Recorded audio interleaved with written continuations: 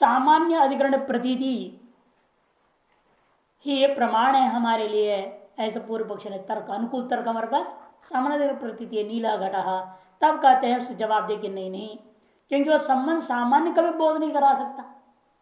जो सामान्य अधिकरण प्रतीति होता है वो संबंध सामान्य कभी बोध नहीं करा सकता, संबंध विशेष कैसे निश्चय हो जाएगा, असंभव है। क्योंकि संसार में क्या देखा जा रहा है, दृष्टांत दे रहे हैं, देखो नाप्य असत्य संबंध है रज्जु घटयोर हिमवत विंध्योश्च तद अभावात्। क्योंकि संसार में क्या देखने को मिल रहा है कि संबंध के न रहने पर भी सामना प्रयोग हो रहा है।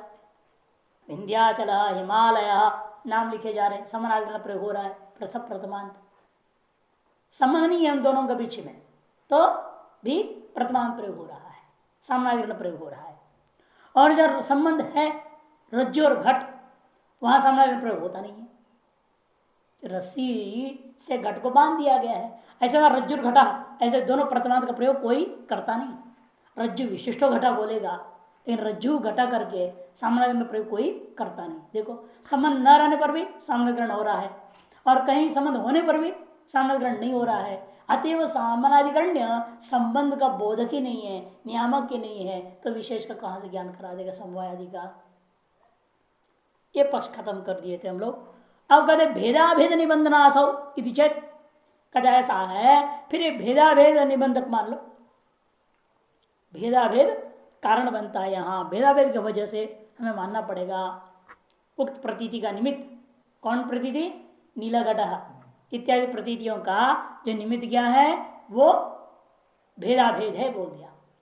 घट घट रूप है ना, घट और रूप इन दोनों के बीच में क्या है? भेद और अभेद। क्योंकि हमने लिया है वहां पर पांचों को लिए थे ना जोड़ियां, 5 जोड़ियों में समय सिद्ध करना है। उन जोड़ियों में भेद भी है और अभेद भी है, इसे में समय मानना पड़ता है। केवल भेद होगा तो संयोग संबंध हो जाएगा, और अत्यंत अभेद रहेगा तो तादात्म्य संबंध हो जाएगा। और जहां भेद अभेद होने के नाते समवाय मानूंगा। अतः भेदाभेद ही इन प्रतीतियों में समवाय को सिद्ध करने के हमारा नियामक बनेगा, कारण बनेगा, निमित्त बनेगा। ऐसे जब पूर्व पक्ष कहता है, कहते कि भाई भेदाभेद का मतलब मुझे समझाओ थोड़ा। घट और रूप, जाति व्यक्ति है या नहीं, जाति व्यक्ति, क्रिया क्रियावान, अवयव अवयवी और नित्य पदार्थ विशेष, ये परस्पर भिन्न है। ये तो समझ में आती है। आप शब्द अलग अलग प्रयोग कर रहे हो, 2 अलग अलग शब्द प्रयोग हो रहा है ना, घट और रूप, तो ठीक है 2 शब्द के तरफ बोध 2 वाच्य भिन्न हो जाएगा, तो भेद तो हमें स्पष्ट मालूम भी हो जाता है। लेकिन इन दोनों में अभेद मुझे समझाओ क्या होता है। ये कहते सिद्धांत देखो, अस्तित्वावत भेद संप्रतिपन्ना घट रूप घट और रूप का बीच में, इसी प्रकार में 4 में समझ लो सब जोड़ियों के बीच में भेद है। यह बात तो संप्रतिपन्न सम्यक प्रकार से सभी को ज्ञात है। लेकिन अभेद पुनः कौस्यात, इन दोनों का बीच में अभेद जो कह रहे हो क्या है, वो कैसा होता है अभेद इन दोनों के बीच में? विकल्प उठाएंगे। अभेद का अर्थ 3 करेंगे। सबसे पहला भेदाभाव, भेद का अभाव, भेदाभाव एक अर्थ है। दूसरा तद विरोधी माने भेद विरोधी। तीसरा भेदान्य, तदन्य माने भेद से भिन्न। ये 3 पक्ष दिया। अभेद पुनः कस्यात् माने भेदाभाव, तद विरोधी तद अन्यो वा। भेद के अभाव कहते हो, या तद विरोधी माने भेद के विरोधी कहते हो, या तदन्य माने भेद से भिन्न कहते हो। न तावत प्रथम, पहला पक्ष नहीं हो सकता। भेद और भेदाभाव दोनों एक साथ हो सकता है क्या? क्योंकि ये किसका अर्थ है? अभेद शब्द का अर्थ है ना। ये तीनों अर्थ किसका हम ले रहे हैं? अभेद शब्द का। और ये अभेद कहाँ आया हुआ है? भेद के साथ रह रहा है, भेदाभेद। भेदाभेद का एक हिस्सा है अभेद, उस अभेद की व्याख्या कर रहे हैं। और ये भेदाभेद कहाँ रहता है? घट और रूप के बीच में, है ना। घट और रूपों का परस्पर क्या है? घट और रूप भिन्न भी है, अभिन्न भी है आपने कहा। और उस भेद तो समझ में आ रही है हमें स्पष्ट। अभेद का अर्थ हमने पूछा करते भेदाभाव अपने अर्थ कर दिया, तो क्या होगा? भेद और अभेद के ऊपर क्या लिखोगे? भेदाभाव में भेद भेदाभाव कहना पड़ेगा। भेद और भेदाभाव दोनों एक अधिकरण हो सकता है क्या? स्व स्वाभाव एक अधिकरण में हो नहीं सकता। क्यों? विरोधा। यदि भेद है फिर वह भेदभाव तो नहीं हो सकता, यदि भेदभाव है तो भेद नहीं हो सकता। दोनों कहां से हो सकता है? यदि कोई कहीं यहाँ घट भी है, कहीं घटाभाव भी है, कैसा होगा? क्योंकि तद अवत्ता बुद्धि प्रति तद अभावत्ता बुद्धि प्रतिबंधक नियम है, सामान्य। तदवत्ता बुद्धि के प्रति तद अभावत्ता बुद्धि प्रतिबंधक होता है। यदि यह भेदवत्ता है, घट रूप में भेदवत्ता बुद्धि है, तो भेदाभावत्ता बुद्धि यहां नहीं हो सकती, परस्पर प्रतिबंधक हो जाता है। अतएव पहला पक्ष गलत हो गया, अभेद का अर्थ भेदाभाव नहीं हो सकता। तद विरोधी का भी अर्थ क्या करोगे? हैं? भेद का विरोधी का मतलब क्या? भेद का विरोध कैसे हो सकता है? तीन प्रक्रिया से हो सकती है। इसे दूसरे पक्ष का तीन अर्थ करेंगे। भेदाभाव पक्ष खंडन के बाद है, भेद विरोधी पक्ष को तीन भाग में बांटेंगे। भेद विरोधी का अर्थ आश्रयकृत विरोध है, आश्रयकृत विरोध है, या स्वरूपकृत विरोध है, या कार्यकृत विरोध है। विरोध तीन प्रकार से हो सकता है। आश्रयकृत विरोध हो जाए, स्वरूपकृत विरोध हो जाए, या कार्यकृत विरोध हो जाए। न द्वितीय आश्रयकृत स्वरूपकृत कार्यकृत विरोधो वा स्यात्, ये पूछा। सर्वतः पहले तीनों ही अर्थ लोग हैं, तीनों में से एक दोष सामान्य रूप में तीनों पक्ष में दे रहे। क्या? सर्वतः तद विरोध अनुवृत्ते है। यदि विरोध है तो विरोध तो मिटाएगा कौन? जो आश्रयकृत विरोध है वो भी कंटिन्यू रहेगा, लगातार बना रहेगा, क्योंकि ये आश्रय है, वो आश्रय ही है, कभी अभेद तो हो नहीं पाएगा। आश्रयकृत विरोध तो बना रहेगा। और स्वरूपकृत विरोध भी है, ये गुणी है तो गुण है, स्वरूपकृत विरोध भी बना रहेगा, उसे कोई मिटा नहीं पाएगा। आपका समवाय आकर के इसको मिटा नहीं सकता है। कार्यकृत विरोध करोगे तो ये भी कार्य है इसमें, और यह भी कार्य अपने कारणों में। इसके दृष्टिकोण में तो एक कारण ही रहेगा सदा, और ये कार्य रहेगा। कार्यकृत विरोध जो कार्य कारण भाव का जो परस्पर विरुद्धता है वो भी सदा बना रहेगा, उसे कौन मिटाएगा? अतएव आश्रयकृत विरोध को भी कोई मिटा नहीं सकता। स्वरूपकृत विरोध हो उसे भी कोई नहीं मिटा सकता, कार्यकृत विरोध हो तो भी नहीं मिटा सकते। तादृश अभेद को स्वीकार करने का कोई प्रयोजन सिद्ध ही नहीं हुआ। वही कह रहे हैं सर्वथा तद विरोध अनुवृत्ते है। इसको और विस्तार पर समझाने के द्वितीय तो तदेव अस्तु किम अनेन प्रथमेन। इस तीन पक्ष में भी दूसरा स्वरूपकृत है विरोध। यदि भेद का स्वरूपकृत विरोध का नाम अभेद है, भेद और भेदाभेद का अर्थ क्या हो जाएगा? भेद और भेद का स्वरूपकृत विरोध, ये अर्थ हो जाएगा। भेद और भेद का स्वरूपकृत विरोध, ये अर्थ हो जाएगा भेदाभेद का। यदि ऐसा है, भेद का स्वरूपकृत विरोध यदि दूसरे में आ रहा हो, फिर वह भेद का मतलब क्या रह जाता है? या तो भेद ही रखो या भेद का स्वरूप विरोधी रहेगा, दो में एक रहेगा। द्वितीय तो तदेव अस्तु किम अनेन प्रथमेन भेदेन। प्रथमेन माने एक भेद से क्या फायदा हुआ? फिर ये भेद और अभेद में से जो प्रथम कौन है? भेद है। इसका फायदा ही क्या रह गया? यदि अभेद का अर्थ आपने भेद का स्वरूपकृत विरोध मान लोगे तो भेद का स्वरूप विरोध यदि घट और रूप के बीच में है, स्वरूपकृत विरोध है, इसका मतलब क्या? वहां भेद बिल्कुल नहीं है। जब भेद बिल्कुल नहीं है तो भेदाभेद कहना ही गलत हो गया। जिसमें भेद नहीं है उसको आप भेदाभेद कहोगे, यह अनुचित हो जाएगा। तृतीय समवायन अनतिरिकात्, तृतीय का अर्थ है ये तीसरा पक्ष भेदाद अन्य, भेद और भेद से भिन्न, भेद और भेद अभेद का अर्थ भेद भिन्नम, भेद और भेद से भिन्न। भेद और भेद से भिन्न का अर्थ क्या होगा? और भेद भिन्न क्या चीज है? वो भेद ही है खुद। तो भेद से भिन्न क्या होगा? क्योंकि इस भेद का अभेद में एक जगह पर लिखोगे भेदान्य, अर्थ क्या होगा? भेद भेदान्य, यह अर्थ होगा ना, भेद भेदान्य यह अर्थ हो जाएगी। वो अन्य क्या होगा? वो कहता है सिद्धांति समवाय होगा। समवाय से अतिरिक्त क्या होगा? जिसको हम मानना चाह रहे हैं यहां, उसके अलावा और कुछ सिद्ध अपनी पर कर दिखा सकोगे। समवाय ना अनतिरेकात अस्ति तत्र प्रतिपत्ति ही। और समय के बारे में यह नास्ति नहीं है, नकार काट के अस्थि बना उसको अस्थि। और अभी तक समय तो सिद्धि नहीं हुआ है ना, समय तो सिद्ध करेंगे तो आपने अनुमान बनाया है। अस्थि तत्र विप्रतिपत्ति तत्र मने वो समवाय के मामले में ही तो चर्चा हो रही है, अभी तक तो सिद्ध ही नहीं हुआ है। उसके लिए सिद्ध करने के लिए आपने अनुमान बनाया है उसको भेदाभेद शब्द से, इसलिए भेदाभेद के अंतर्गत आप समवाय को नहीं ला सकते क्योंकि अभी तक वो सिद्ध ही नहीं है। अस्ति तत्र इदानी में भी अस्ति तत्र विप्रतिपत्ति ही, क्योंकि अभी आपका अनुमान के ऊपर चर्चा चल रहा है, अभी साध्य को सिद्ध किया नहीं है, अतः समय सिद्ध हुआ ही नहीं है।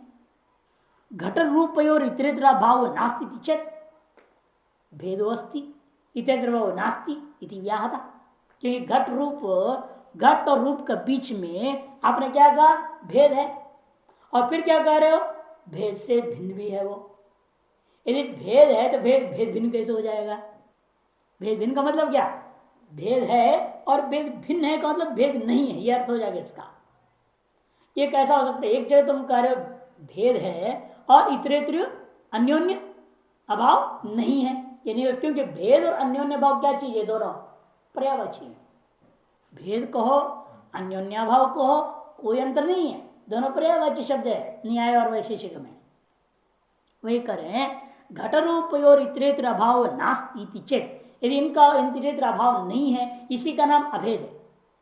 इसका नाम क्या है? अभेद कह दो। यदि ऐसा कहते हो भेदो अस्ति कहा आपने, पहला अंश में क्या है? भेदो अस्ति कहा, और दूसरे अंश से क्या अर्थ कर रहे हो? भेदो नास्ति कह देते हो, इसका अर्थ क्या होगा? भगवत व्याघात दोष हो जाएगा, है ना। भेद है भी बोल रहे हो और भेद नहीं भी बोलोगे, ये तो हो नहीं सकता। क्यों? इतरेतर भाव नास्ति व्याहतम। देखो व्याघात दोष हो गया ना, भेद अस्ति और अन्योन्य भाव नास्ति कह देना, ये व्याघात दोष है। क्यों? तयो पर्यायत्वात्, क्योंकि हमारे मत में भेद और अन्योन्य भाव दोनों क्या है? पर्यायवाची है। स्वरूपम भेदश्चेत, और स्वरूप ही भेद है, स्वरूप ही भेद है। ऐसे पक्ष में तत्प्रतीत है प्रतियोगी सापेक्ष तुम दुर्घट, फिर तो वह घट का स्वरूप भी भेद है, रूप का स्वरूप भी भेद है। यदि कह दोगे भेद का ज्ञान के लिए क्या हमेशा होता है? प्रतियोगी अपेक्षा होती है। यदि आप कहोगे भेद है, हमसे पूछे किसका भेद है? घट का भेद है, पट का भेद है, मट का भेद है, ये बोलना पड़ेगा किसी न किसी भेद। प्रतियोगी के बिना भेद व्यवहार होगा ही नहीं। अब देखो घट का स्वरूप भी भेद है, रूप का स्वरूप भेद यदि कह दोगे, फिर वो भेद किस प्रतियोगी का है ये बताना पड़ेगा। प्रतियोगी सापेक्ष घट ज्ञान होने लग जाएगा, उल्टा हो जाएगा सारा काम। जो आदमी सीधे अंधा भी हाथ से पकड़े घट को समझ रहा है, उसको भी पहले आप घट नहीं समझ सकता है, वो पहले प्रतियोगी जानना पड़ेगा, घट का प्रतियोगी कौन है, तब घट को जान पाएगा। क्यों? घट का स्वरूप भेदात्मक है, इसलिए स्वरूप भी नहीं बोल सकते। कि यदि स्वरूप मानोगे, वो स्वरूप किसका स्वरूप है? घट और रूप का स्वरूप मानेगा, और घट और रूप का ही स्वरूप यदि भेद हो जाएगा, वो भेद घट और रूप को जानने के लिए हमें किसी अन्य प्रतियोगी को जानना पड़ जाएगा, ये आपत्ति है। क्योंकि हमेशा भेद का ज्ञान प्रतियोगी के अधीन है, कोई भी अभाव का ज्ञान। वैसे घटाभाव बोलोगे फिर घट प्रतियोगी ज्ञान अधीन है ना, नहीं तो घटाभाव का ज्ञान कैसे होगा? घट प्राग भाव बोलोगे तो भी घट का ज्ञान जरूरी है, घट प्रध्वंस भाव बोलोगे तो भी घट का ज्ञान जरूरी है, घट का अन्योन्य भाव को तो भी घट ज्ञान जरूरी है। नहीं कोई भी अभाव ज्ञान हो, उसे प्रतियोगी ज्ञान अत्यंत आवश्यक हो जाता है। इसीलिए घट और रूप का स्वरूप ही भेद है, ऐसा नहीं बोलना। नहीं तो दुनिया में किसी घट के ज्ञान रूप का ज्ञान ही नहीं होगा, उसका भी कोई प्रतियोगी होगी, और उस प्रतियोगी बारे में पूछूंगा उसका क्या संबंध है, वहां भी स्वरूप ही भेद हो जाएगा तो अनावस्था दोष भी हो जाएगा। इसलिए कहते हैं तर्हि तत्प्रतीत है प्रतियोगी सापेक्षत्व दुर्घटन स्यात्, और फिर तो उसकी प्रतीति के लिए हमें प्रतियोगी सापेक्ष होना पड़ जाएगा, जो कि अत्यंत असंभव हो जाता है। न च प्रथम द्वितीय घट रूपयोर उभयोर अभाव प्रसंगा। अच्छा, प्रथम द्वितीय, द्वितीय पक्ष के अंदर जो तीन विकल्प है ना, प्रथम द्वितीय, आश्रयकृत और स्वरूपकृत, इन दोनों को ले रहे हैं अभी एक साथ। प्रथम द्वितीय घट रूपयोर उभयोर अभाव प्रसंगा, समस्या क्या होगा, घट और रूप ये दोनों का अभाव होने लग जाएगा, दोनों ही अभाव रूप हो जाएंगे। क्योंकि आश्रयकृत भेद का विरोध, आश्रय कौन है, घट, तत्कृत भेद विरोधी हो जाएगा भेद रूप में, उसका विरोध कौन हो जाएगा, स्वयं घट में आएगा। इसलिए रूप जो आश्रित है उसका ही भेद विरोधी लो, उसका भेद है घट, उसका विरोधी हो जाएगा स्वयं रूप। इस तरह से स्वयं में आपत्ति आ जाएगा वस्तुओं का, घट रूप उभयोर, उन दोनों की अभाव की प्रसिद्धि हो। इसलिए अभेद का अर्थ आप जो है तद विरोधी, और तद विरोधी में भी आश्रयकृत विरोध या स्वरूपकृत विरोध तो ले नहीं सकते। नापि चरमा, चलो फिर कार्यकृत विरोध मान लो, तो हम पूछते हैं क्या कार्य इन दोनों के बीच में हो रहा है भाई। घट में रूप पैदा हुआ, घट और रूप के संबंध को जाने के लिए आपने अनुमान बनाया। यह अनुमान बनाने किस लिए अनुमान बनाया है, समाज में सिद्ध करने के लिए आपने किया था। किसी अन्य तार्किक कौन है, इतरे तो अपरे तो बोला था ना, ये सारा शुरू हो रहा है संयोग स्व्यतिरिक्त संबंधात भिन्न, ये था मेयत्वात, ये हेतु दिया था उसने, और इसका हमें खंडन करना है ये अनुमान का, और उसके लिए विचार कर रहे हैं। ये ताश आप अनुमान जो बनाए हैं इसमें क्या प्रमाण है, सामनाधिकरण प्रमाण है कहा, लेकिन सामनाधिकरण नहीं हो पाया, फिर आपने कहा भेद अभेद ही उसमें निमित्त है। उसे भेद अभेद पक्ष भी अभेद भेद तो समझ में आती है, अभेद का अर्थ हमने पूछा, और अभेद का अर्थ पूछा तो आपने कहा भेद विरोधी, और भेद का विरोध क्या है यहां पर, तब आपने कहा कार्यकृत भेद विरोध है, कार्यकृत भेद का विरोध है यहां पर। यदि ऐसा कहते हो तो हम आपसे पूछते हैं तयोः कार्यम किम प्रतिपत्ति से तद्वैतृत्व किंचित, इन दोनों का बीच में क्या कार्य हो रहा है। आपको एक ज्ञान हुआ घट रूपम, घट रूपयोः संबंधो अस्ति किंचित, एदर्श प्रतीति ही कार्य है, जो ज्ञान आपको हो रहा है घट रूप का बीच कोई संबंध है, ऐसे जो आपके मन में निश्चय हो रहा है, विचार आ रहा है, ये विचार ही कार्य है क्या, अतः इसे भिन्न को अन्य कोई चीज को कार्य मानते हो ज्ञान के अलावा।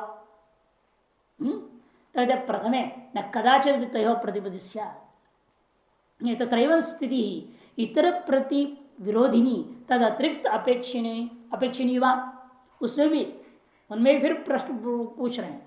कार्यकृत ने भी दो पक्ष कर दिया, इसमें भी दो भाग कर दिया अभी ना, प्रतिपत्ति रूपा कार्य मान रहे हो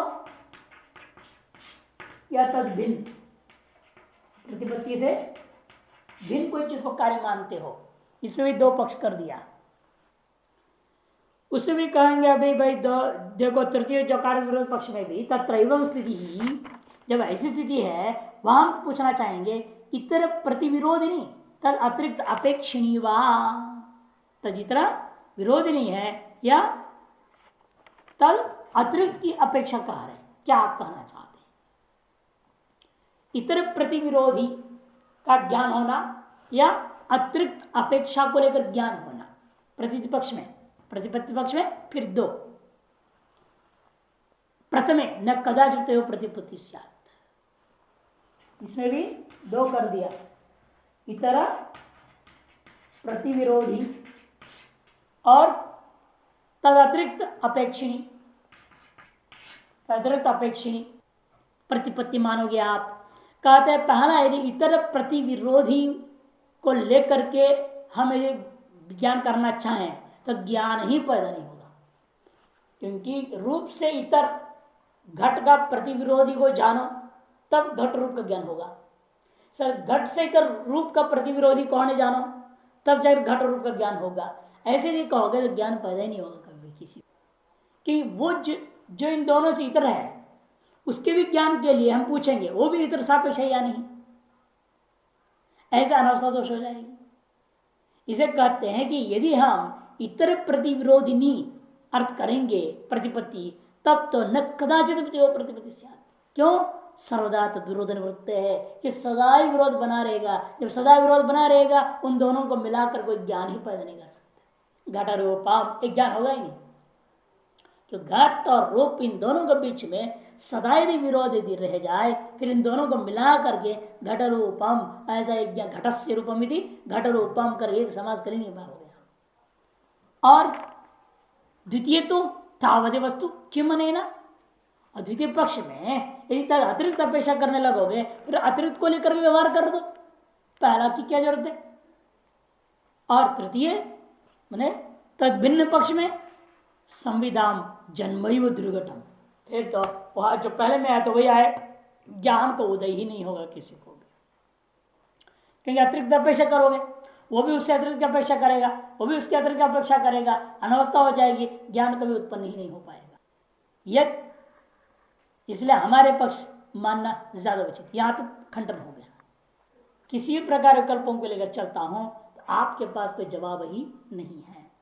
और वेद से अन्य पक्ष में तो क्या होगा बता चुके हैं, वो समवाय से अतिरिक्त कुछ भी नहीं हो सकता, और असमवाय जो हम सिद्ध करें वही होगा। इसलिए कहते हैं यदि यस्मात् भिन्न शब्द वाच्य, जो चीज जिससे भिन्न शब्द के द्वारा वाच्य हो जाए, जैसे रूप है, घट शब्द से घट रूपी भिन्न शब्द के द्वारा वाच्य हो जाए, और इस रूप भी घट के द्वारा आपस में एक दूसरे का दोनों शब्द क्या है भिन्न भिन्न है, तत्वाच्य रूप घट है। तद अपेक्षया भिन्नम भवति, यद यस्मात् भिन्न शब्द वाच्यम तद अपेक्षया भिन्नम भवति।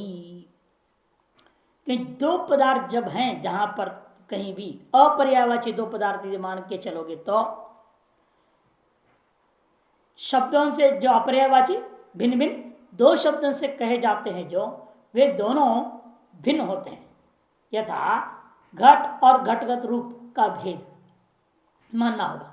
क्यों मानना होगा कि भिन्न वस्तुओं की विशिष्ट प्रतीति के लिए, भिन्न वस्तु है दो, उन दोनों की विशिष्ट प्रतीति करना चाहते हैं, घट का रूप है घट रूपम ये बोलना चाहते हो, तो विशिष्ट प्रतीति करना चाहते हो, वह बिना किसी संबंध की नियामक के बिना, नियामक कोई संबंध के बिना हो नहीं सकता।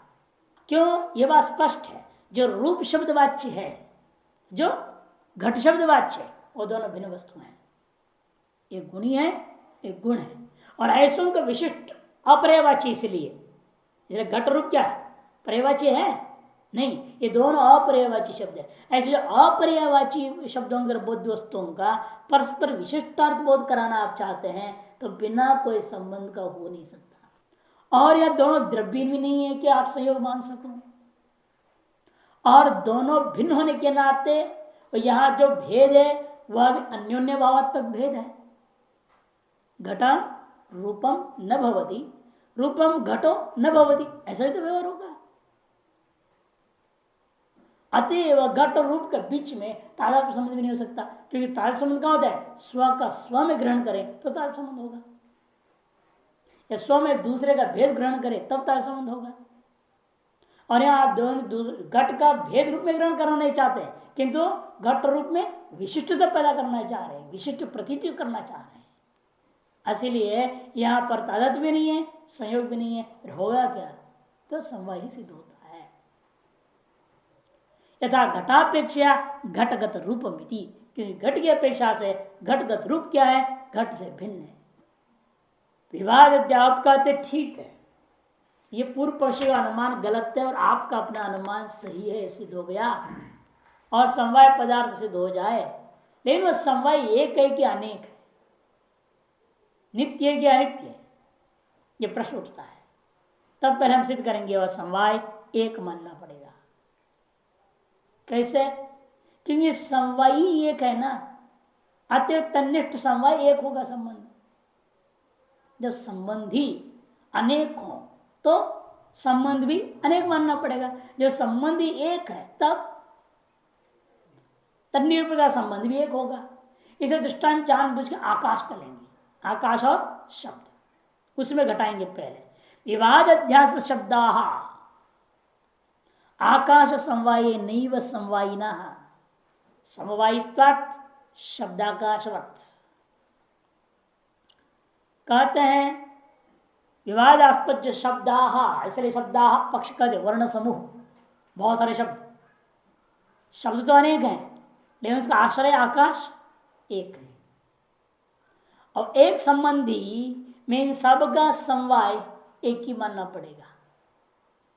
उस समवाय से संबद्ध ये सारे के चीजें हैं, वही सिद्ध कर रहे हैं। अनेक जो शब्द कैसे हैं, आकाश समवाय नहीं, आकाश निष्ठ समवाय संबंध के द्वारा ही वे सब के सब समवायी हो जाएंगे।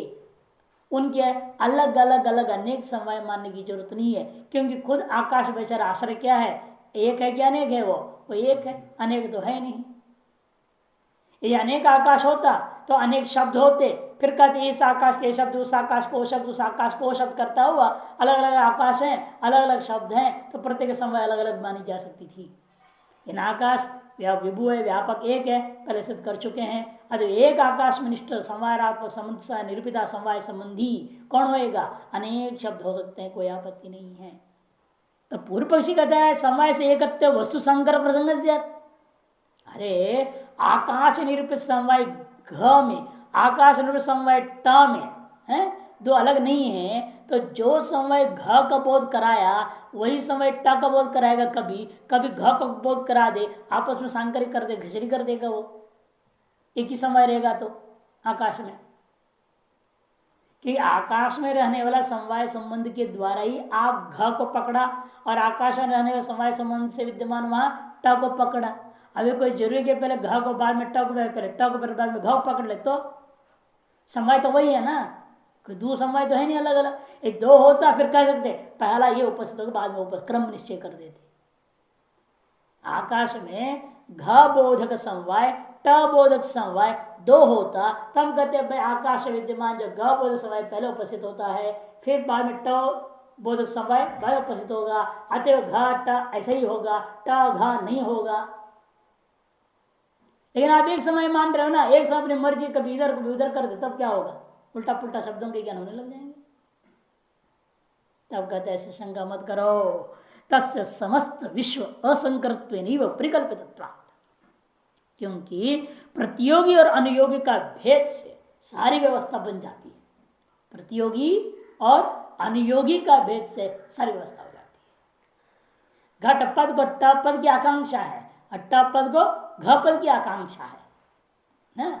ये तो आकांक्षा क्या है, पद से पदांतर व्यतिरेक अन्वय अनुभावगत्वम आकांक्षा।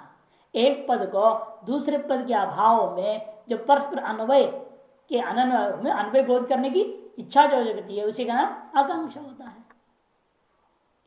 अतएव यहाँ पर प्रतियोगी और अनुयोगी के भेद के द्वारा हम सारी व्यवस्था दे सकते हैं। अतएव अलग पदार्थों में सांकर दोष नहीं होगा।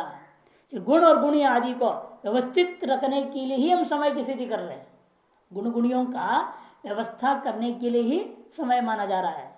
वे कहते हैं विश्व संपूर्ण विश्व के असांकरता के लिए ही हमारे समवाय की परिकल्पना है, कि समवाय को माने बिना विश्व में सांकर आ रहा था उल्टा। अब अनुयोगी प्रतियोगी विधेया आप नियमन कर सकते हैं, पृथ्वी निष्ठ समवाय निरूपिता ही गंध हुआ करती है कह देंगे, अन्य निरूपिता गंध नहीं हो सकती है। नियमन कर रहे हैं हम। ये यदि समय ना होता जल में भी गंध हो जाता, आकाश में भी गंध हो जाता, कहीं भी कुछ भी हो सकता था। लेकिन हमने अनुयोगी प्रतियोगी संबंध को निश्चय कर दिया, किस अनुयोगी का किस प्रतियोगी के साथ कैसे संबंध हुआ करता है, ये व्यवस्था देने के लिए हमने समवाय माना हुआ है। अतएव सांकर दोष जगत में नहीं हो सकता। लेकिन एकस्य भिन्न स्वभावत्व अन्य चेत न, इतना ही नहीं, एक वस्तु के अंदर भिन्न भिन्न स्वभाव वाला है। एक ही वस्तु, अब जगह घट में रूप भी है, रस भी है, गंध भी है, स्पर्श भी है। घट में रहने वाला आप एक समय मान लिया आश्रय में, वह समवाय गंध का भी बोध कराता है, वही समवाय रस का भी बोध करा देगा, वही समवाय स्पर्श का भी बोध करा देगा। एक ही समवाय मान लेंगे फिर ये समस्या होगा। घट में विद्यमान आश्रय विद्यमान एक समवाय अनेकों के साथ जब जोड़ेगा आपको उसका अनेक स्वभाव मानना पड़ेगा। वस्तु एक लेकिन स्वभाव अनेक। गंगा किनारे गए तो गंगादास, जमुना किनारे जमुनादास हो जाए, बदलते रहने वाला मानना पड़ेगा समवाय। गंग से जुड़ेगा तो अलग ढंग का समवाय हो जाएगा, इधर जुड़ेगा तो अलग ढंग का समवाय हो जाएगा, अलग अलग ढंग की समवाय माननी पड़ जाएगी ना। एक वस्तु का अनेक स्वभाव मानना पड़ जाएगी, आपत्ति है। तब सिद्धांत कहता है ये भी आपत्ति अमर अब नहीं दे सकते हैं। क्योंकि स्वभाव का निर्णय आप करने वाले कौन होते हो? क्योंकि जो समवाय है वह हमारे प्रत्यक्ष का विषय है क्या है? प्रत्यक्ष का विषय है वो समवाय। जब प्रत्यक्ष विषय नहीं है तो उसका स्वभाव निर्णय कैसे करो? अनेक स्वभाव है कि एक स्वभाव है। इसीलिए जब व्यवस्था के लिए माना जा रहा है, जैसी है व्यवहार में हमको दिख रहा है उसके आधार पर उसकी व्यवस्था हम मानेंगे। अतएव घट में विद्यमान समवाय गंध को, रूप को, स्पर्श को, सबको जब बोध कराता है, हम क्या कहेंगे? हम उसमें घटनिष्ठ अनियुक्तता निरूपित समवाय संबंधाचन प्रतियोगी ताकत गंध में अलग अलग हो जाएगा वो। क्योंकि घट का रूप के साथ वहां अनियोगी कौन है, प्रतियोगी कौन है? घट अनियोगी, रूप प्रतियोगी हो गया। और घट और गंध के बीच में प्रतियोगी बदल गया ना, तो अनियोगी प्रतियोगी संबंध बदल गया कि नहीं बदल गया? अरे घट में रहने समय भले ही वही हो लेकिन प्रतियोगी बदल गया। प्रतियोगी बदल रहा है, समवाय नहीं बदल रहा है। न समय का स्वभाव बदलने की जरूरत है, न समय को अनेक मानने की जरूरत है। केवल प्रतियोगी को बदलते जाओ, चीज वही है, उसके सामने सबका जुड़ते जाएगा, सबके साथ जुड़ जाएगा। इसलिए कहते हैं कि भाई चित्र रूपवत तथा एक स्वभावात, कि जैसे चित्र रूप होता है, चित्र रस होता है, सातों रंग मिल गया तब नहीं चित्र रूप हुआ। 6 रस मिला होगा नाम चित्र रस है, फिर उसका पृथक मानते कि नहीं मानते हैं? यथा वो एक है कि अनेक है? चित्र रूप है, चित्र रूप एक है, उसका नाम रख दिया चित्र रूपम। जिसमें अनेक रूप मिला हुआ उसका एक विलक्षण नाम हो गया चित्र रूपम। अनेक रस मिल गया, पता नहीं चल रहा ये है कि वो है कि वो है कि ये है क्या है, सारा स्वाद पता चल रहा है, तब क्या कहेंगे? विचित्र रस वाला है ये। चित्र रस नाम का एक एकत्व माना, उस एक है। सप्तम रूप का नाम चित्र रूप, सप्तम रस का नाम चित्र रस। इसे षट रस नहीं है, सप्त रस है। 6 तो है ही है जो सारी दुनिया जो मानती है, और 6 में से कुछ कोई इधर उधर कर दो तो 7वां आ जाएगा जिसका नाम है चित्र रसम। आंध्रा का रसम नहीं है यहाँ सांबार और रसम नहीं है खाने का। ये रस जो है चित्र रस नाम की एक चीज मान लेते हैं। वो एक होता है, वो भले उसके अंदर अनेकों मिला हुआ है, अनेकों मिला हुआ को मिला हुआ स्थिति में उसका एक नया नाम रख दिया और उसमें एकत्व स्वीकार आप करते हो यथा तदत यहाँ पर भी आपको समवाय में एकत्व मानना पड़ेगा। एवं कल्पना लाघवात समवाय से नित्यत्व क्वचित परिणाम। और इतना ही नहीं, इसे लाघव कल्पनाकृत लाघव को देखता हुआ समवाय में नित्यत्व और एकत्व मानना चाहिए। और यह बात केवल हम नहीं कर रहे हैं बल्कि हमारे बड़े भाई न्यायिक भी स्वीकार करते हैं। इसे कहते क्वचित परिणाम, परिणाम मैंने अन्य दार्शनिक के द्वारा भी इस बात को स्वीकार किया हुआ है। तस्मात् तत्समवाय से नित्यत्व एकत्व से साहित्व, इसलिए वह समवाय को नित्य मानना पड़ेगा। क्योंकि वो एक है, जो एक है वहां उसका नाश सावय अवय वाला भी नहीं है, संबंध रूपा है, वो सावय वस्तु भी नहीं है, अति नित्य मानना ही होगा समवाय। आप कहते हैं आप ऐसा मान रहे हैं, कल्पना कर ले रहे हो, एकत्व नित्यत्व वगैरह अनुमान से सिद्ध कर लिया, उसका स्वभाव कहते हो वो एक ही स्वभाव वाला होता है, क्यों आप निश्चय कर दिया? कहते कारण यह है, इसकी अनेक किसी भी चीज की स्वभाव का निश्चय करने के लिए है हमारे अनुभव होना चाहिए। यदि हमारा प्रत्यक्ष है और प्रत्यक्ष के आधार पर से अनेक स्वभाव पता चलता है तो उस वस्तु का अनेक स्वभाव मानी जाएगी। और जिस वस्तु का किसी को प्रत्यक्ष नहीं हो रहा वह स्वभाव अनेक ही कैसे कह देगा? एक स्वभाव मानना पड़ेगा। अरे उस स्वभाव का वर्णन नहीं कर सकते, अमुक स्वभाव वाला ही नहीं कर सकते, कहना पड़े एक स्वभाव वाला होता है। इसलिए कहते कि देखो अब सिद्ध कर रहे हैं समय कैसा है, वो अस्मदाद प्रत्यक्षो न भवती, वह हमारा प्रत्यक्ष का विषय नहीं होता। अस्मदाद प्रत्यक्ष अप्रत्यक्ष संबंधत्वात्, किस हम लोगों के द्वारा प्रत्यक्ष होने वाले और अप्रत्यक्ष वस्तुओं के बीच का संबंध है। वो हम लोग का प्रत्यक्ष कौन होता है? शब्द प्रत्यक्ष होता है, आकाश प्रत्यक्ष होता है क्या? और शब्द और आकाश के बीच का संबंध है या नहीं? समवाय, अतएव हमको प्रत्यक्ष नहीं हो सकता। क्योंकि एक संबंधी का प्रत्यक्ष तो हो रहा है, दूसरे संबंधी का प्रत्यक्ष तो होता नहीं है। शब्द तो हमें प्रत्यक्ष हो गया, लेकिन शब्द कहाँ रहता है? आकाश रूपी समय संबंध देना, वह आकाश का प्रत्यक्ष होता नहीं है। तब इन दोनों के संबंध मेरे को देखने को मिलेगा। दोनों संबंधी दिखाई दे तो बीच का संबंध भी हमें दिखाई देगा। घट दिख रहा है, रूप दिख रहा है, घट और रूप का संबंध भी हम दिखाई देगा ऐसे कह सकते हैं। लेकिन ये बात भले घट रूप में भले भी बोल लो, लेकिन शब्द और आकाश में कैसे बोल पाओगे आप? ज्ञान और आत्मा में कैसे बोल पाओगे आप? ये गुण गुणी भाव समझ घट रूप में सीमित नहीं है ना। ऐसे भी गुण है जो अप्रत्यक्ष होते हैं, लेकिन गुण उनका प्रत्यक्ष हो रहा है। तो फिर उन दोनों के बीच का संबंध आप अनुभव जब नहीं कर सकते हो, आप निर्णय कैसे लोगे इसके स्वभाव के बारे में? इसलिए कल्पना करना पड़ता है वह एक स्वभाव वाला है। वही कहा समय कैसा है? असंवादादि प्रत्यक्ष अनुभव दे, हमारा प्रत्यक्ष के विषय नहीं हो सकता, क्योंकि हमारा प्रत्यक्ष भूता जो शब्द और अप्रत्यक्ष भूता आकाश, इन दोनों के बीच का वो संबंध होने से, संबंधत्वात् घटाकाश संबंधवत। दृष्टांत क्या रहे? जैसे घट और आकाश के बीच में विद्यमान संयोग आप देख सकते हो। यदि आपको कहना तो पड़ता है संयोग है। क्यों? घट भी द्रव्य है, आकाश भी द्रव्य है, द्रव्य दो का बीच में संयोग होता है। इस तर्क के आधार पर आप दोनों के संयोग तो कह सकते हो, लेकिन उस संयोग को देख नहीं सकते हो, प्रत्यक्ष नहीं कर सकता कोई। उसी प्रकार यहां पर भी शब्द और आकाश के बीच संबंध है, यह मानना तो पड़ेगा, इन्हें दिखाई देगा, ये नहीं मान सकते। और वहां घट और आकाश द्रव्य थे, अथवा उन दोनों के बीच में अप्रत्यक्ष संयोग को मानूंगा, अप्रत्यक्ष भूता संयोग को मानूंगा, और ये शब्द और आकाश के बीच में अप्रत्यक्ष भूता समवाय को मानूंगा, गुण गुणित्वा। अब समवाय का लक्षण करते, नित्य संबंध समवाय। समवाय के क्या लक्षण है? नित्य संबंधो संबंध समवाय। कैसा निर्णय हुआ? समवाय कहते ज्ञान से अनुभव सबको मालूम है, घटे रूपम अस्ति, व्यवहार सब करते हैं।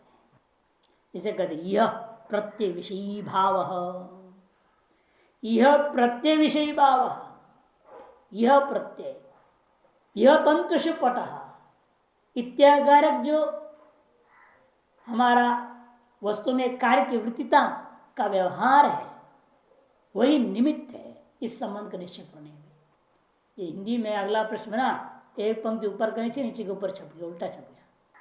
131 पृष्ठ में जो दूसरा पंक्ति है ना, वो ऊपर होना चाहिए और पहला पंक्ति उसका नीचे आना चाहिए। ये देखो, हिंदी पढ़िए पूर्व पृष्ठ का अंतिम पंक्ति से। क्योंकि वह प्रत्यक्ष माने शब्द और अप्रत्यक्ष कौन है? आकाश का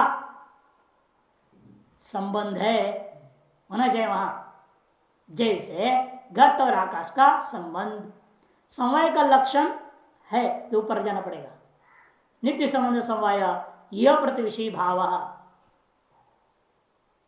वैशेषिकाचार्य अब तीसरी पंक्ति में सूत्रकार महर्षि कणाद कहते हैं, यह इदमिति यद कार्य करण कारण यह ससमय, यह इदम, यह इदम, यह है। इस प्रकार से जब कार्य और कारण के बीच जो प्रत्यय होता है, वह ज्ञान का पीछे कारण कौन है? समवाय संबंध है। ऐसे कणाद सूत्र है 7:2-26। अर्थात यह तंतुषु पटः, यह कपाले घटः, यह तंतुषु पटः, यह कपाले पटः घटः इत्यादि जो ज्ञान है, यही प्रमाण है, ऐसा उन्होंने कहा है। इस प्रकार से 7 जो पदार्थों में से 6 भाव पदार्थ का विचार पूरा हो जाता है। अब 7वां है पदार्थ अभाव पदार्थ का निरूपण करते हैं। प्रभाकर अभाव को मानते ही नहीं, प्रभाकर मत वाले अभाववादी को मानते नहीं है। अब उनके साथ शुरू करेंगे, अभाव होता है या नहीं होता, विचार करो। यदि नास्ति शब्द क्या हो रहा है? प्रयोग नास्ति। इस शब्द के विषय क्या है? इस शब्द बोध्य वस्तु क्या है? नास्ति पद बोध्य पदवाच्य वस्तु क्या है? ऐसे जब पूछते हैं तो प्रभाकर क्या कहते हैं? नास्ति प्रत्यय वेद्यमानोपि त्वया न इष्ट, त्वया माने त्वया प्रभाकरेण न इष्ट, आप प्रभाकर के द्वारा नास्ति इस प्रत्येक वेद्यभूता अभाव विद्यमानो अभाव अपनी नेष्ट वक्तुम न उचित। हम उस अभाव को नहीं मानेंगे। नास्ति इत्याकार जो शब्द प्रयोग होने पर होने वाला जो ज्ञान है उसका विषय रूपेण प्रतीत होने वाला अभाव हम मानना नहीं चाहते हैं। ऐसे आप प्रापक का कहना उचित नहीं है, नौचितम। क्यों? वो क्या मानता है फिर वहां पर? वो कहता है केवल ज्ञान चश्मा प्रभुगतम इति। वो क्या कहता है? अस्माभिमनि तात्पर्य प्राभाकर, प्राभाकर ही प्राभाकर उनके चरणों के द्वारा क्या माना जाता है? वहां घटा भावत भूतल जो आप कहते हो ना, वो तो गलत बोलते हो आप। ऐसा प्रतीति होती नहीं घटा भावत भूतल। वहां जो प्रतीति हो रहा है भूतल मात्र का प्रतीति होता है, केवल भूतल ज्ञान। घटादि भाव पदार्थ निरपेक्ष केवल भूतल ज्ञान का नाम केवल ज्ञान। यहां केवल ज्ञान का तात्पर्य क्या? केवल भूतल ज्ञान होता है। घटादि भाव पदार्थों का निरपेक्ष भूता केवल भूतल ज्ञान होता है हम लोगों के द्वारा। किस शब्द से? नास्ति सुनने के बाद। नास्ति सुनने से यहां किंचिदपि नास्ति, ये सुनने किस चीज का ज्ञान हो रहा है? केवल भूतल ज्ञान होता है, घटा भाव ज्ञान नहीं होता। उनका तर्क कुछ हद तक भी ठीक है। उनका कहना है तुम घटा भाव भी क्यों देख रहे हो भूतल में? यहाँ पटा भाव नहीं है क्या? मठा भाव नहीं है क्या? है? संसार के सकल पदार्थ भूतल को छोड़ करके, कि भूतल है ना, इसे भूतल को छोड़ करके अन्य संसार के सारे पदार्थों का अभाव है, तुम घटा भाव क्यों बोल रहे हो? सबका नाम गिनाओ फिर। ये क्या है? घटा भावत भी, पटा भावत भी, मटा भावत भी, अमुक भावत अमुक भाव, सारे के नाम गिनाओ जितने भी हो सकता है। यही क्यों ले रहे हो? इसे नास्तिक पद के द्वारा कहता हमको केवल भूतल ज्ञान होता है। घटादि सकल भाव निरपेक्ष केवल भूतल ज्ञान होता है नास्त्य बात सुनने से। तब सिद्धांति कहता है वैशेषिक तदपि विकल्प दूषणीयम, उसका विकल्प करके पूछो। अच्छा आए बताओ ये भूतल में इसका क्या अर्थ होगा? अब नास्ति शब्द का अर्थ भूतल हो गया ना। आप नास्ति शब्द का अर्थ क्या कर दिए? भूतल। फिर भूतल शब्द का अर्थ क्या होगा? समस्या होगी ना। अब नास्ति पद मान लो, यहां खड़े होकर हमने कहा नास्ति, तो भूतलम आपको ज्ञान हो गया। उसको देखकर बोल दिया नास्ति, तो उस नास्ति शब्द का अर्थ क्या हो जाएगा? भित्ति है। आपको देखकर बोला नास्ति, तो क्या हो जाएगा फिर? आदमी। नास्ति शब्द का अर्थ हो जाएगा अमुक पुरुष। नास्ति शब्द क्या अर्थ है फिर? कोई अर्थ ही नहीं। नास्ति शब्द का एक निश्चित वाच्यार्थ कुछ भी नहीं रह गया। कभी भूतल, कभी भित्ति, कभी आदमी, कभी कुछ हो जाएगा। अतः उनसे पूछेंगे नास्ति शब्द न किम भूतलमेव नियमेन प्रतीयते वाच्यत्वेन? नहीं बोला हो तो वाच्यत्व कैसे बोल सकता है? नास्ति शब्द का वाच्यार्थ भूतल नहीं हो सकता। फिर भूतल शब्द का वाच्यार्थ क्या होगा? या तो फिर नास्ति और भूतल दोनों शब्द पर्यायवाची है भूतल अर्थ को बताने के लिए। इसे नास्ति शब्द का वाच्यार्थ भूतल तो हो नहीं सकता। तो नास्ति शब्द श्रवणानंतर वाच्यार्थ रूपेण केवल भूतल का ज्ञान होना असंभव है। नहीं, क्यों? क्योंकि नास्ति और भूतल दोनों शब्द भूतल रूप पदार्थ को बताने के लिए पर्यायवाचिता की आपत्ति हो जाएगी और अन्यत्र विचार भी होगा। यदि वही नास्ति शब्द को भित्ति पर मैं बोल रहा हूं तो अस्मिन भित्तौ धर्म नास्ति, हमें नास्तिक प्रयोग कर दिया। तो नास्तिक से भित्ति को देखोगे तुम, धनाभाव को नहीं, क्यों? अभाव को मानते नहीं। और जो हमारे प्रश्न जो दोष दिया वो निवृत्त हो जाएगा, क्योंकि यदधिकरणे यद अपेक्षा दृष्टम भवति तन न प्राप्त चित्त तस्य भाव तथा गृह्यते। हमने यहां देखा, मन में कुछ चीज ढूंढते हुए देखा है ना। ऐसे अगर देखा नास्तिक ऐसे थोड़ा बोल रहे हैं। अरे आदमी कहीं भी किसी चीज के अभाव को बोलने जा रहा हो, कहीं से कोई चीज ढूंढने गया, वो चीज नहीं मिली, तब वो क्या कहेगा? वहां उसका अभाव कहेगा। केवल ऐसे नास्तिक करके तो पागल तो है? तो मानना पड़ेगा पागल है, ऐसे नास्ते नास्ते चला रहा है। ऐसा नहीं हो सकता है। घटो नास्ति बोलेगा, केवल नास्तिक कोई बोल ही नहीं दे सकता। जो चीज पूछा गया उसके लिए नास्तिक जवाब देगा। अत्र घटो अस्ति किम, तो क्या नास्ति, उसका अर्थ क्या है? लेकिन घटो नास्ति अर्थ लेना पड़ेगा। अतः केवल नास्तिक शब्द का कुछ वाच्यार्थ तो हो नहीं सकता। नास्तिक शब्द सदा सब प्रतियोगी की होने के नाते प्रतियोगी अपेक्षा भूतल में यह किंचित अभाव ग्रहण होगा, सर्वाभाव का विग्रहण हो ही नहीं सकता। भले सर्वाभाव है लेकिन सर्वभाव ग्रहण नहीं होगा। यह किंचित प्रतियोगिता का भाव ग्रहण होगा और जिस प्रतियोगी की अपेक्षा थी तब प्रतियोगिता का अपेक्षा को लेकर के ही अभाव ग्रहण होता है। अगर हमारे मन में कोई दोष नहीं लेकिन तुम्हारे मन में भयंकर दोष आएगा, ये कह रहे हैं। विकल्प दूषणीयम, यही विकल्प करे दूषित करना। बल्कि हम सिद्ध करते हैं कैसे, देखो पतनादि कार्यम, पतनादि कार्य, कोई भी कार्य संसार में ले लो, वो कैसा होता है? प्रतिबंध का भाव उत्पाद का कारण देव उत्पाद्यते कार्यत्वाद दाहादिवत। प्रतिबंध का भाव रूपी उत्पादक कारण के द्वारा ही उत्पन्न होता है। अभाव को कारण कोटि मिलाया, अभाव को कारण मानना ही पड़ेगा। जब अभाव कारण है, इसका अभाव नाम का वस्तु है। कौन सा अभाव कारण है? कोई भी कार्य के प्रति प्रतिबंध का अभाव। कोई भी कार्य होता है संसार में, वहां प्रतिबंधक का अभाव ही कारण होता है। दाह है, हाँ लकड़ी जल रहा है, पानी नहीं है तब जल रहा है, पानी उसका प्रतिबंधक है। जल रूपी प्रतिबंधक के अभाव में ही दाह हो सकता है, नहीं तो कहां से हो जाएगा? जल होगा तो। इसलिए सकल कार्यों के प्रति कारणांतर्गत विद्यमान प्रतिबंध का अभाव की सिद्धि के लिए अभाव को तो मानना पड़ेगा ना। इसे अभाव पदार्थ मानने बिना संसार में कोई कार्य ही सिद्ध नहीं हो सकता। अतः सप्तम पदार्थ अभाव को मानना ही पड़ेगा इसे, क्योंकि अभाव के बिना कौन सा कार्य हो रहा है? हर चीज में प्रतिबंध का भाव देखना पड़ता है। हर चीज जीना है तो प्रतिबंध का भाव वहां भी है, मरने के लिए भी प्रतिबंध का भाव जरूरी है। अभी कर्मशेष है, वो प्रतिबंधक है ना, न मरोगे कहां से?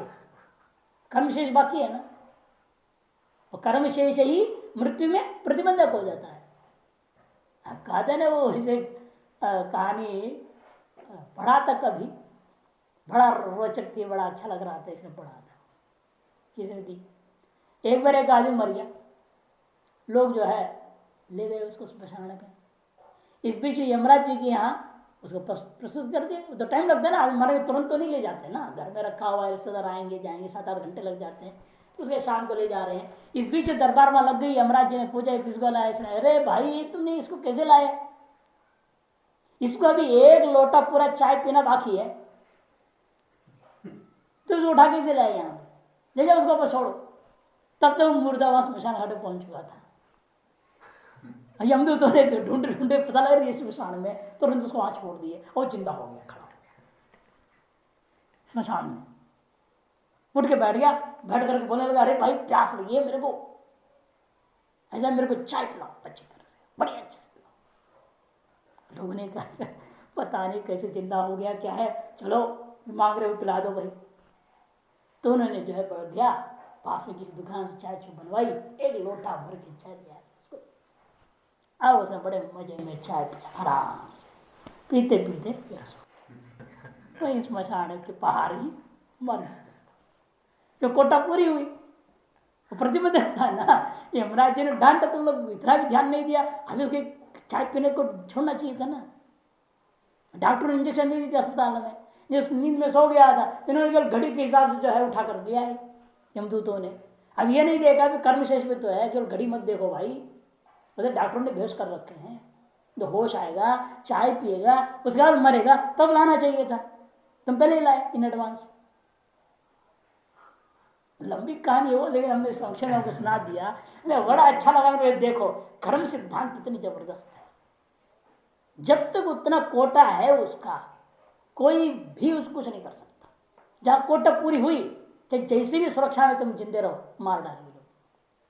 बेंजर भुट्टो मार दी गई, क्या है सारी सुरक्षा के बीच।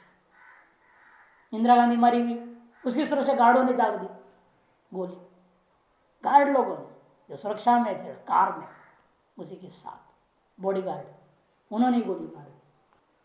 अब इसको तो उन्होंने बॉडीगार्ड नहीं, बेंजर भुट्टो दूसरा आत्मघाती व्यक्ति ने आया, गोलियां चलाई, फिर स्वयं मोटरसाइकिल गाड़ी के सामने करा और बटन दबा लिया, फोड़ कर स्वयं में मर गया।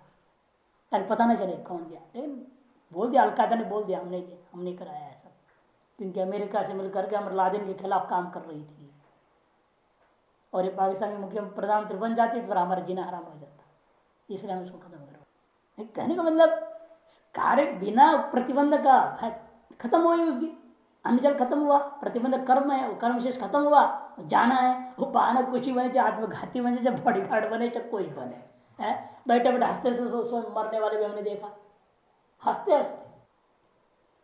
से प्रतिबंध का अभाव होना जरूरी है। कोई भी कार्य, चाहे मृत्यु रूपा कार्य हो, चाहे जन्म रूपा कार्य हो, चाहे कोई भी कार्य, खाना पीना सोना होना, हर कार्य के प्रति प्रतिबंध का अभाव कारण है। ये सारी सिद्धांत वाले सभी दर्शन वाले मानते हैं, इसलिए अभाव को मानना ही पड़ेगा। अभाव भी पदार्थ माने बिना प्रतिबंध भाव नाम का कहां से चीज कारण बन जाएगा सकल कार्य के प्रति। पतनादि असमवाय का पतनादि कार्य कैसे है? प्रतिबंध का भाव रूपी उत्पादक कार्य है ना, कार्य के उत्पादक कारणों में से एक कारण का नाम क्या है? प्रतिबंध का अभाव रूपा उत्पादक कारणों के द्वारा ही उत्पन्न हुआ करता है, कार्य होने से दाहद के समान। अतएव एदार्श अनुमान के द्वारा प्रतिबंध का भाव सिद्ध हुई, प्रतिबंध भाव सिद्ध होने से अभाव की सिद्धि हो गई, अतः हमारा सप्तम पदार्थ अभाव सिद्ध हो गया।